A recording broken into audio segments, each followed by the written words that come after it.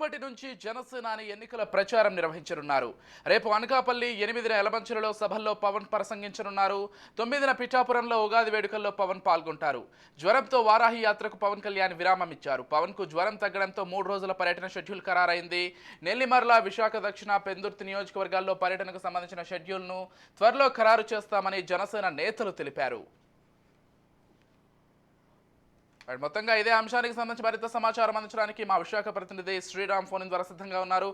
చెప్పండి శ్రీరామ్, అంటే కొంత పవన్ కళ్యాణ్కి ఆరోగ్యం బాగోలేక ఒక 3 రోజుల ప్రచారానికి గ్యాప్ అయితే వచ్చింది.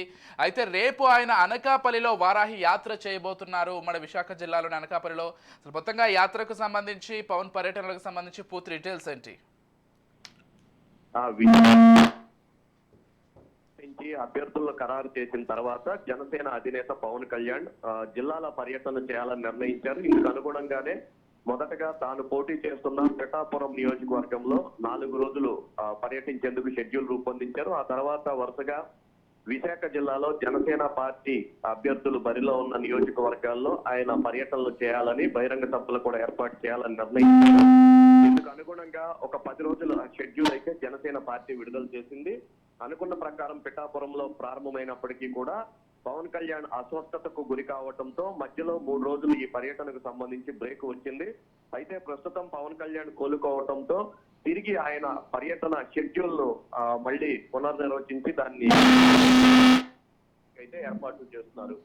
దీని ప్రకారం మొదటగా రేపు అనకాపల్లి నియోజకవర్గంలో పవన్ కళ్యాణ్ పర్యటిస్తారు.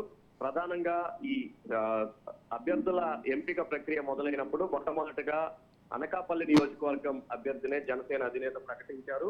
ఇక ఆ తర్వాత యలమంచిలితో పాటుగా విశాఖ దక్షిణ నియోజకవర్గంలో కూడా పవన్ కళ్యాణ్ పూర్తి స్థాయిలో కూడా పర్యటన చేయనున్నారు. నియోజకవర్గంలో కార్నర్ మీటింగ్స్ తో పాటుగా కార్యకర్తలతో సమావేశం అయ్యే విధంగా కూడా ప్రత్యేకంగా షెడ్యూల్ రూపొందిస్తున్నారు.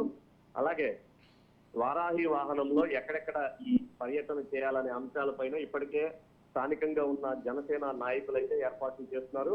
ఎన్నికల కమిషన్ అనుమతులు తప్పనిసరి కాబట్టి అనుమతులు తీసుకునే పనిలో జనసేన నేతలు ఉన్నారు. ఈ 3 రోజులు అంటే రేపు, ఎల్లుండి పర్యటన విశాఖ జిల్లాలో పూర్తయిన తర్వాత తిరిగి ఆయన పిఠాపురం వెళ్తారు. పిఠాపురంలోనే ఉగాది సంబరాలు జనసేన పార్టీ కార్యకర్తల మధ్య జరుపుకునేందుకైతే ప్రణాళిక రూపొందించారు. దీనికి సంబంధించి ఇప్పటికే విశాఖ జిల్లాలో జనసేన పార్టీకి సంబంధించిన కార్యకర్తలంతా కూడా అధినేత పర్యటన ఏర్పాట్లో తలమునకలై ఉన్నారు. మరోవైపు ఆయా నియోజకవర్గాల్లో కూటమికి సంబంధించి బీజేపీ, టీడీపీ నేతలను కూడా సమన్వయం చేసుకుంటూ పూర్తి స్థాయిలో కూడా ఈ సభలను విజయవంతం చేసేందుకు ఇప్పటికే ప్రయత్నాలు అయితే ప్రారంభిస్తున్నారు. Vijay, right, thank you Sriram.